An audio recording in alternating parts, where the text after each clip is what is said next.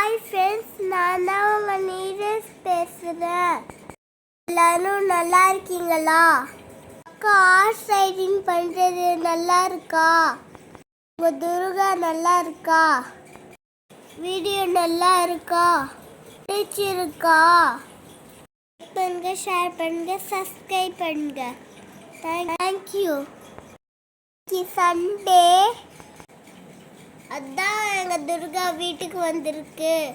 எங்கள் ஃப்ரெண்டு தான் சேர்ந்து லீவ் கொடுக்கணும்.